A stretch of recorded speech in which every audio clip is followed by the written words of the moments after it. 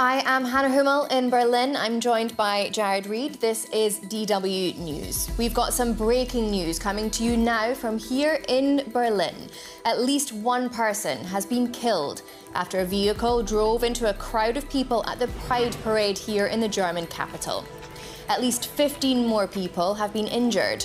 Police are currently searching for the suspects. A large police presence has been deployed to the area around the Brandenburg Gate, which is where police say the crash happened.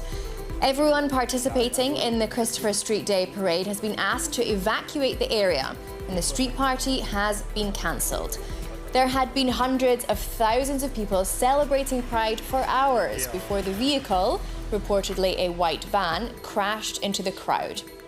Helicopters and police officers are swarming the area between Potsdamer Platz and the southern side of the Tiergarten Tunnel. That's central Berlin. They're searching for evidence. Well, now I want to bring in Bernd Riegert. He's our DW political correspondent in Berlin. Bernd, you just arrived on the scene. What can you tell us about what's going on there? Well, here behind me, you can see, of course, the police has deployed lots of equipment and people now here, and also lots of ambulances are still here to take care of the wounded persons. We know that 14 or 15 have been wounded, some of them severely. One person died so far. No further fatalities have been determined by the police, so we don't know exactly how many people are actually in the hospitals.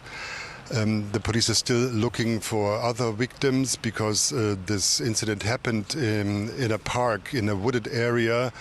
The van, the white van that drove into the people came down this street where I'm standing now and drove then into the park, hit some people, injured them severely, and then the van stopped at a tree, crashed at a tree, and then the driver of the car left. He is still at large. Police is searching for him in this huge park area, which are several square kilometers. The whole region is now cordoned off, and the spectators of the Christopher Street Day March were advised to leave, and thousands of them have done so. They are now on the streets here walking towards the stations, and police is cordoning off the whole area. There's no car traffic, of course, and now the police is searching for the perpetrator, the guy that drove that car.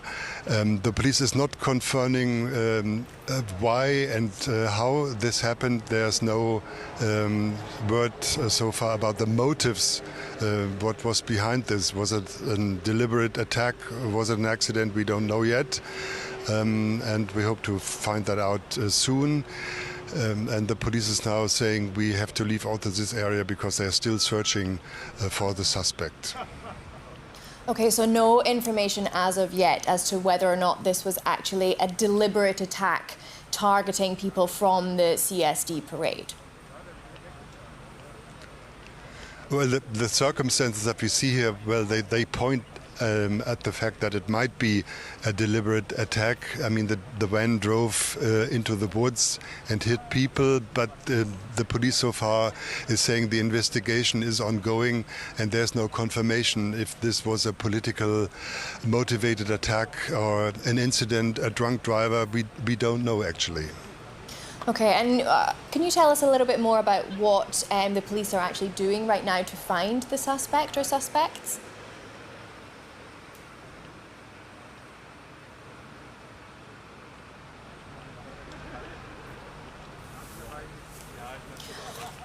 Okay, I think maybe you weren't able to hear my last question. I'll just repeat it in case we've got better connection now. Bernd, are you able to tell us anything more about what the police are doing to actually find the suspect or suspects?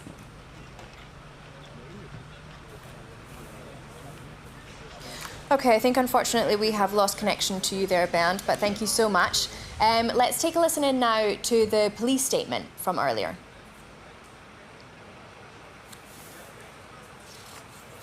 The information we have at this moment is that at approximately 10 p.m. this evening, a vehicle with at least one person drove into the area here. We don't know exactly how that happened. That is still part of the ongoing investigation. The driver of this white vehicle drove along a parallel road to here and struck a number of people and ran some over. The car then hit a tree, and the driver apparently got out of the vehicle and made off in an unknown direction. We are conducting a big operation here and are looking for any more injured people. The fire department and other aid organizations are treating a number of injured and severely injured. There are people with life-threatening injuries. We've been treating 15 people.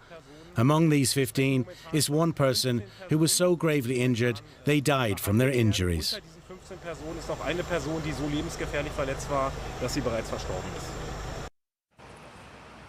Well, I'm joined now in the studio by DW reporter Jared Reed, who was at the Pride Parade earlier in the day. Die Leitung steht, aber aus dem Studio kommen dauernd nur so And Fetzen. how does it feel now that it's come to such an abrupt end with such a horrible incident? Yeah, I mean, it's a really terrible thing this has happened. Before I answer that, Hannah, I just want to bring in something that the Chancellor, we've had a response already from the Chancellor, Friedrich Merz. He has vowed to punish the perpetrators of the attack that's killed one person and injured several others. He said in a statement that he and the Interior Minister would push to make sure that this horrific act is fully investigated and punished. And as Bernd was saying a couple of minutes ago, the police are not really able to say yet what type of attack this was. They haven't really been able to categorise it yet, whether it was deliberate. I mean, as Bernd said, it does point to possibly being a deliberate attack, just given the circumstances around it. But this is all information that they're hoping to find out soon in the next few hours. In terms of me, yeah, I was at the parade earlier today. This is one of Europe's biggest LGBTQ plus Pride parades, and it is the centrepiece of what is known as the Christopher Street Day Festival, which has been around for many decades here in Germany's capital. And in terms of what today was like, it was pretty uneventful in this respect. It was just a really lovely sunny day. The parade snakes through the city, through various regions, and then ends up in front of the Brandenburg Gate, where there is a big kind of party, a dance party that goes on. But yeah, it was just a really, really lovely day with many, many thousands of people who were marching behind around 80 floats through the city. It was very, very peaceful. There were police around, so it was a secure event until, I guess, this happened. But in terms of what I saw, it was just a typical day, very, very peaceful, lots of people out dancing and marching. And you spoke there about security a little bit. I mean, reportedly, the measures this year were really pretty tight. I mean, can you tell us a little bit more about that? How do you think it's possible that a car was able to drive into a park, into a crowd of people? I mean, that's one of the first questions that I thought. How could this happen? And I think a lot of people are asking that. We have to be really careful and not speculate as to how exactly this did happen. It did happen, but in terms of how it was able to happen, that's just something we're going to find out from the police. But what I saw, there were plenty of police around, and we know from past experience here in Germany, there have unfortunately been a number of similar attacks in the last decade or so, and they have resulted in a big tightening of security, particularly when it comes to putting large concrete blocks around events like Christmas markets. This is a very, very big event. This is really nothing like a Christmas market. It spreads out across the city, so I think it probably is a lot harder to I imagine the security plans for an event like this parade would be much more extensive, and I guess all of these types of questions as to how this could happen will be answered, one would imagine, within the next days, weeks, months, etc. I guess the fact that it happened later on in the evening after the parade was finished as well probably plays into that. Yeah. I think we have our political correspondent Bernd back with us again, and I would just ask you, Bernd, can you tell us a little bit about what police are actually doing to try and find the suspect right now? Well, the police is searching this wooded area. Of course, the park is huge in the heart of Berlin, the Tiergarten Park, several square kilometers. It is dark inside, so they're bringing lights and trying to search for the driver of the van, but they don't know if he's still in the Tiergarten area. And around the Tiergarten area, there are lots of streets and places where he could be hiding or something like that. And of course, there are also crowds of people still walking away. So it is very difficult actually to do a proper search in this area, I guess. But more police is arriving right now as we speak, and they try to find the perpetrator, but no word yet from the press officers of the police who are working behind me here. If they are successful or not, we don't know yet. Okay, Bernd Rieger, we will be coming back to you for updates as they unfold later on in the night. Let's take a listen in now to what the mayor of Berlin had to say.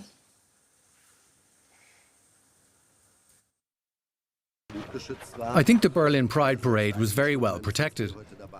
I was at the parade myself for a few hours earlier in the day. I saw how fantastic the police and everyone involved accompanied the parade.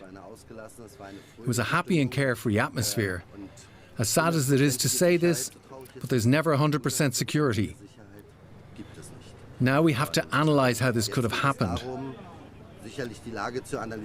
and where there may have been weaknesses in the security planning.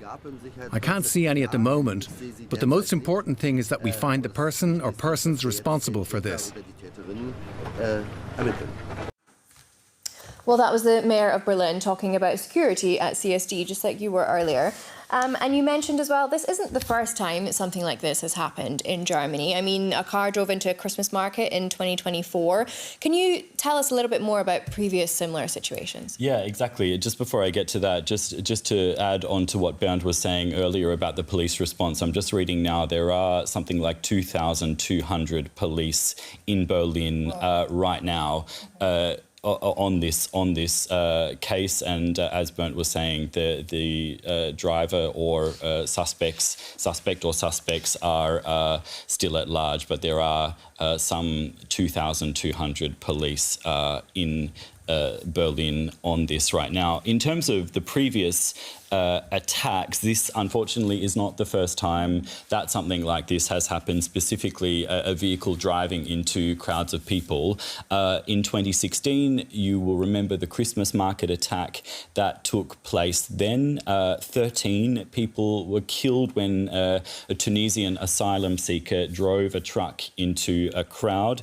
And then 2 years ago, almost 2 years ago, in 2024, December 2024, 6 people were killed in the city of Magdeburg, 5 women and a young boy, more than 300 injured when a man drove a vehicle into crowds there. The precise motives of that were unclear, but essentially following at least the 2016 attack and the 2024 attack, security really has been ramped up, particularly at any event where there are a lot of people across Germany.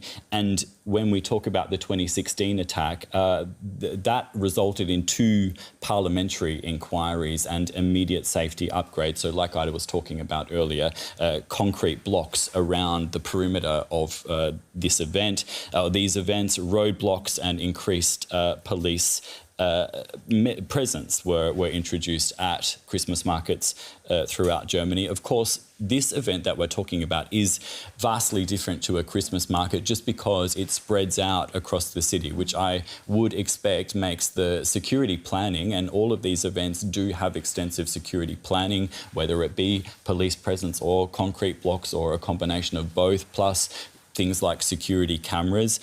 This would probably be a much harder event to keep secure simply because of its size and of how it kind of snakes through the city. So I guess this attack is going to raise questions about public safety, and I guess all of those questions are going to be answered in the next little while police work out exactly what happened and try and catch the people or the persons responsible. Yeah, of course. Now, we have also heard from people at the scene. Let's hear what one man had to say.